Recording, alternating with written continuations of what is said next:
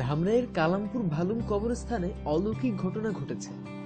সেখানে গত 4 দিন ধরে একটি পাখির কণ্ঠে মানুষের মতো ভাষায় কণ্ঠ দিয়ে মা বাঁচাও, বাবা বাঁচাও, আল্লাহ শব্দ করে চিৎকার করছে।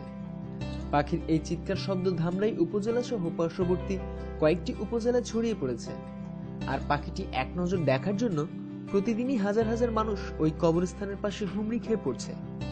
আবার অনেকে ওই পাখিটির ছবি ও কণ্ঠ ভিডিও চিত্রে ধারণ করছে। স্থানীয়রা জানান, ধামরাইয়ের কালামপুর ভালুম কবরস্থানে একটি মেহগনি গাছের মধ্যে একটি পাখি শনিবার বিকেল থেকে হঠাৎ করে মানুষের মতো মা বাঁচাও, বাবা বাঁচাও, আল্লাহ শব্দ করছে। এ সময় ওই দিন বিকালে এলাকার কিছু লোক এ কণ্ঠ শুনে হতবাক হন। পরের দিন রবিবার সকালেও পাখিটি একই কণ্ঠে চিৎকার করছে কবরস্থানে।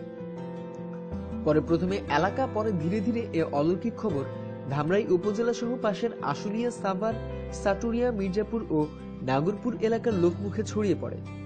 আর লোকজন বিষয়টি অবাস্তব মনে করে পাখিটি এক নজর দেখা ও ওই শব্দ শোনার জন্য ভালুম গ্রামের ওই কবরস্থানে আসতে থাকে। হাজারো লোক কবরস্থানের পাশে ভিড় করলেও পাখিটি কবরস্থান থেকে উঠে উড়ে যাচ্ছে না এবং কণ্ঠও বন্ধ করছে না। তবে ভালুম গ্রামের কেন্দ্রীয় জামে মসজিদের পেশ ইমাম মুফতি আশরাফ আলী বলেন, পশু পাখিদের ভাষায় আল্লাহর জিকির করে যা সৃষ্টিগত স্বভাব, এটা অলৌকিক কিছু নয়। তিনি বলেন, মানুষ পশু পাখির কণ্ঠস্বর ভিন্ন ধরনের বাক্যে রূপান্তরিত করে প্রচার করে যাচ্ছে, যা ইসলামে কোনো ভিত্তি নেই।